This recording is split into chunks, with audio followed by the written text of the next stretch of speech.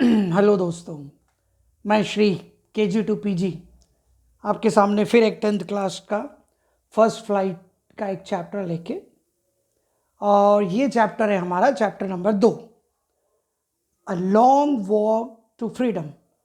मतलब फ्रीडम के लिए एक लंबा जो उनका वॉक रहा, जो संघर्ष रहा, ये उसके बारे में एक्सप्लेनेशन है।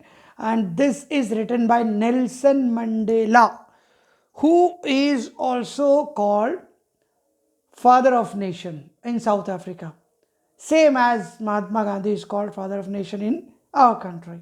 जैसे हमारे देश में महात्मा गांधी को हम फादर ऑफ नेशन कहते हैं, वैसे ही नेल्सन मंडेला को साउथ अफ्रीका में कहते हैं। ये उन्हीं के द्वारा लिखी गई उनकी ऑटोबायोग्राफी से लिया हुआ है, जिसका एक्सेप्ट आपके 10th क्लास का एक चैप्टर है, चैप्टर नंबर 2। अब इसमें ये बताते हैं, पहले तो एक आपको डेट याद करनी होगी जो बहुत ज़रूरी है इतिहास के हिसाब से भी, कि 10 मई 1994, अभी जस्ट कुछ 26 साल पहले, 24 मतलब अराउंड इट्स अराउंड 25 ईयर्स, ये सेरेमनी हुई थी जिसमें फर्स्ट टाइम साउथ अफ्रीका आज़ाद हुआ था रंग भेद की नीति से। यहाँ आज़ादी, जैसे हमें आज़ादी मिली थी अंग्रेजों से, वैसे इनको आज़ादी मिली थी रंग भेद की नीति से, मीन्स रेशियल डिस्क्रिमिनेशन से। वहाँ रेशियल डिस्क्रिमिनेशन बहुत बड़े लेवल पर था।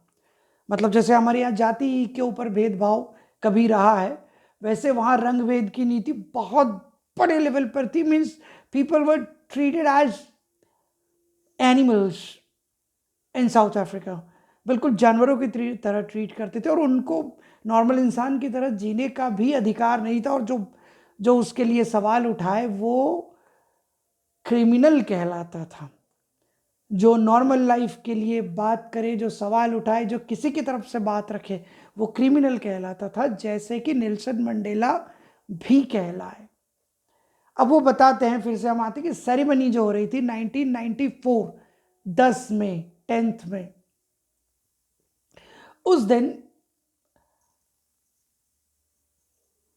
अब बात ये थी कि जो ब्लैक थे, फर्स्ट टाइम जो अफ्रीकन नेशनल कांग्रेस थी, वो चुनाव जीत गई थी। जो पहली बार फेयर इलेक्शंस, डेमोक्रेटिक इलेक्शंस हुए थे, डेमोक्रेटिक इलेक्शंस में नेशनल कांग्रेस जीत गई अफ्रीका की।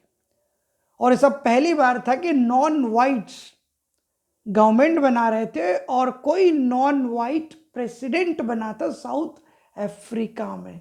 तो एक आज़ादी थी उस इनह्यूमन ट्रीटमेंट से जो वाइट्स करते थे ब्लैक्स के लिए।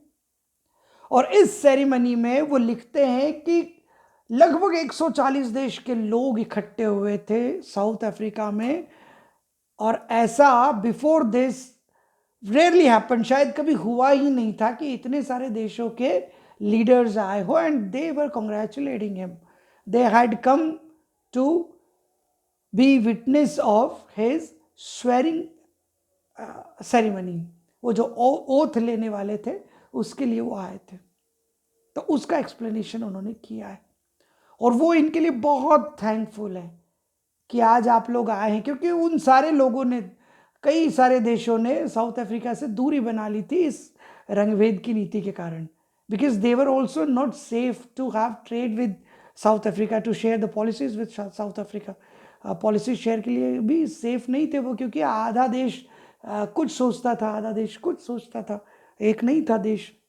तो उन्होंने उनको बड़ा थैंक यू किया, and he was feeling thankful towards them.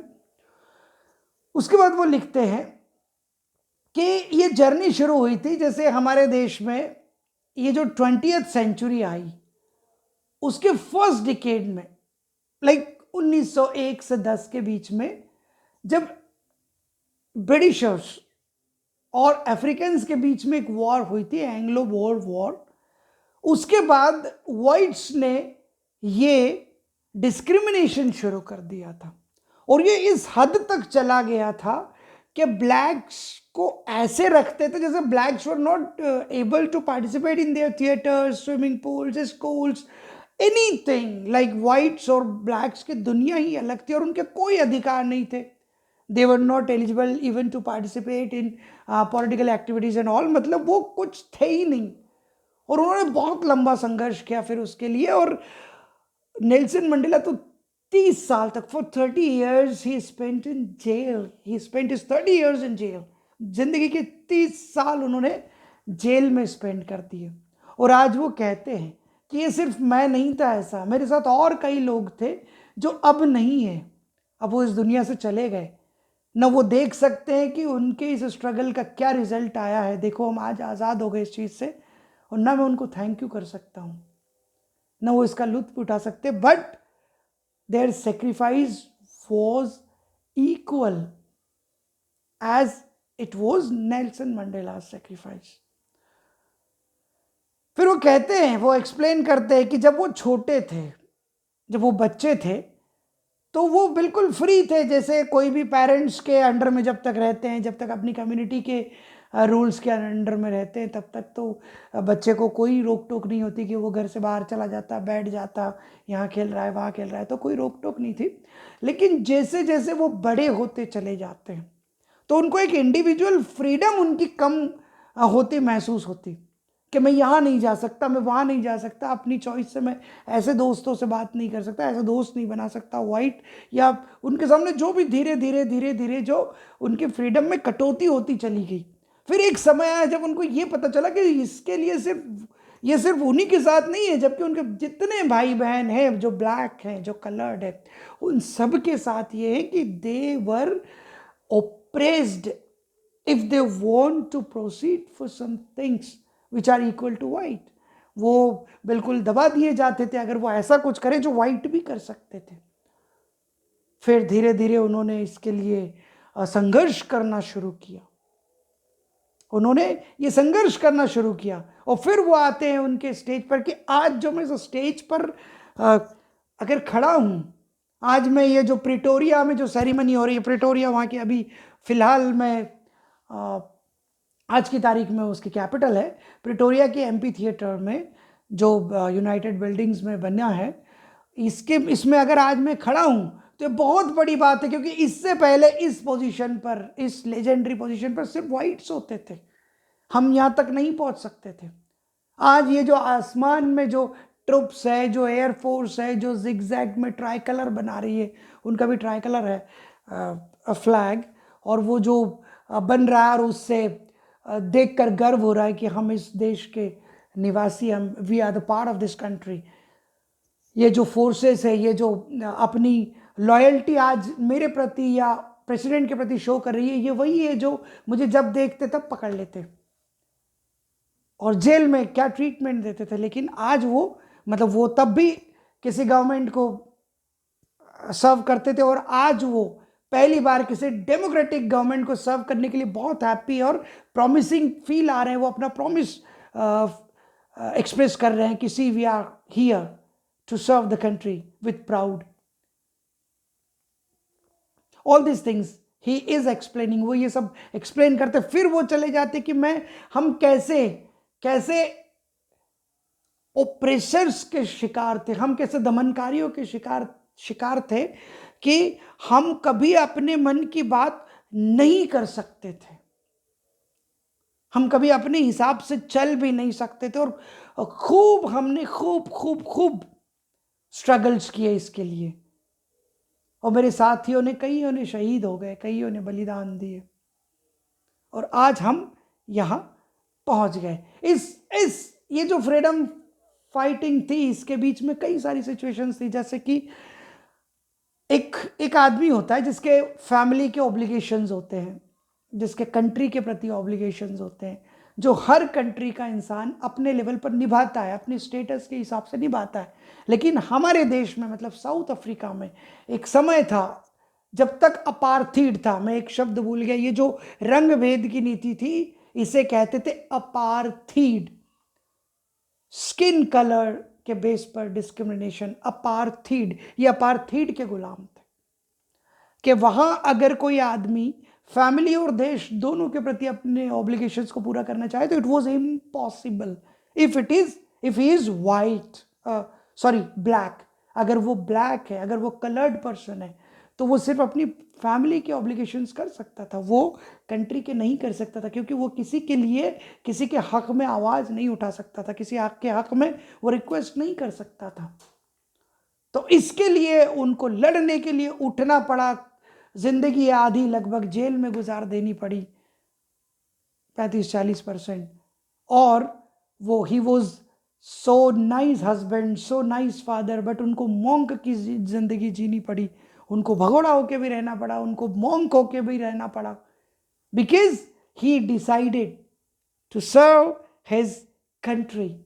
और खूब उन्होंने भी बड़ी शिद्दत से लड़ी, और फिर उन्होंने कहा कि देखा मैंने अपने देशवासियों को, वो बेशक साउथ अफ्रीका में, मेरे देश में मिनरल्स की भरमार है, बेशक साउथ अफ्रीका में जेम्स है, रेयर जेम्स, साउथ अफ्रीका में शायद दुनिया की सबसे ज़्यादा डायमंड, जो रॉ डायमंड्स है वो उसी की खान में मिलता है, कई जेम्स होते हैं, प्रेशियस मेटल्स होते हैं, बट वो ये कहते हैं कि उन सब से बहुत ज़्यादा प्रेशियस यहाँ के लोग हैं, जो बहुत ही ट्रूअर और प्योरेस्ट है, वो किसी प्योरेस्ट डायमंड से भी ज़्यादा प्योरर है, क्योंकि उन्होंने जब वो उनके साथ लड़े थे तब देखा था कि ऑपरेसर कितना भी ऑपरेस करे, दमनकारी कितना भी दमन करे, लेकिन वो खड़े होते थे, वो कभी ब्रेक नहीं करते थे, वो अपनी शहादत, they sacrificed their lifes, they sacrificed their like routine life, their family, their jobs, their relations, everything of them they sacrificed just to abolish the apartheid system. apartheid system को abolish करने के लिए उन्होंने सब कुछ न्यौछावर कर दिया। तो ऐसे थे मेरे देश के वो लोग जो मेरे साथ लड़े थे, और वो ये कहते भी हैं कि जब किसी इंसान की क्वालिटी को देखनी हो तो जितना उस पर दमन हुआ हो उसका कैरेक्टर उतना उभर कर आता है। तो साउथ अफ्रीका के लोगों का कैरेक्टर उतना स्ट्रांग है, उतना इंटेलेक्चुअल है, उतना डीप है, क्योंकि उन पे ऑपरेशन मीन्स उनका दमन भी उतना ही गहरा हुआ है।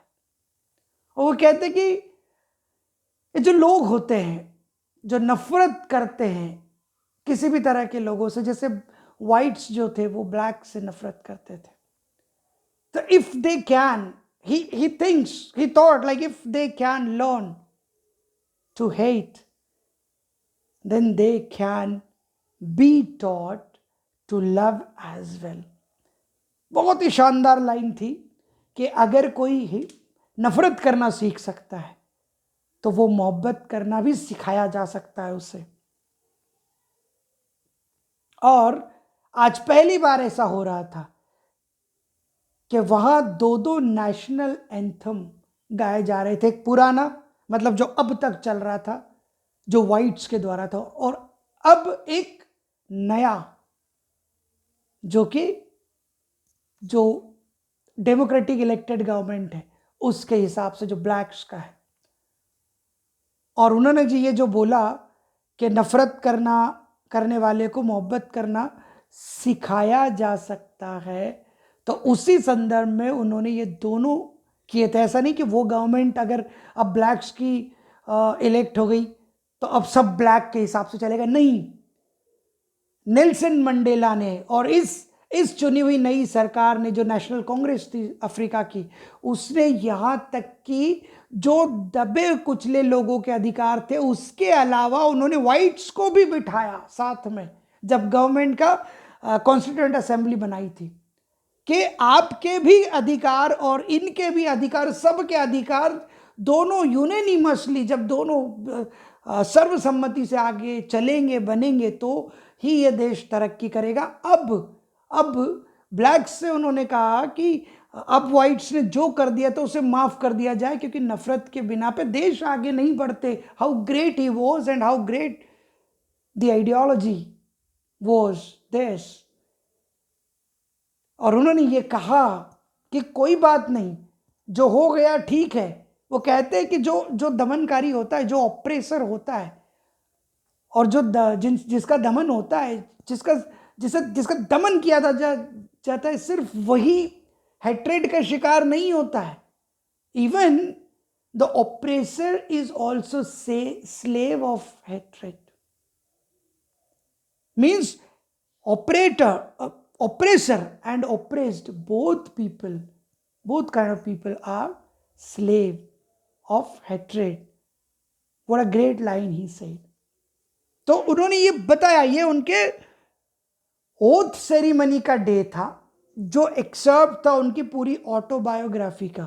उसमें उन्होंने ओथ सेरेमनी के, इस चैप्टर में ओथ सेरेमनी के दिन का लिखा हुआ एक्सर्प्ट है कि आज अगेन 10 मई 10 मई 1999 जब अपार्थिड सिस्टम यहाँ से अबॉलिश हो गया, इस दुनिया से अबॉलिश हो गया, तो अब इस देश की जो धरती, इस देश की जो माटी है, वो एक नए सिस्टम में कदम रखने जा रही है। And we promise that nobody will be oppressed on the base of apartheid, on the base of color of their skin. Nobody will be privileged on the basis of color, birth and all. हमारे यहाँ अब ये देश promise करता है कि इसके बाद अब किसी के साथ कोई भेदभाव नहीं होगा, अब हम आगे बढ़ेंगे। And this is all about this chapter. I am again Shri KG to PG, और हम लोग ऑनलाइन क्लासेस भी चलाते हैं। और अगर आपको किसी और सब्जेक्ट का, कोई और चैप्टर का, किसी भी टॉपिक का आपको एक्सप्लेनेशन चाहिए, तो आप कमेंट बॉक्स में डाल दीजिएगा, उस पर आपको वीडियो नेक्स्ट डे या 1-2 दिन में मिल जाएगा। Thank you so much. जय हिंद।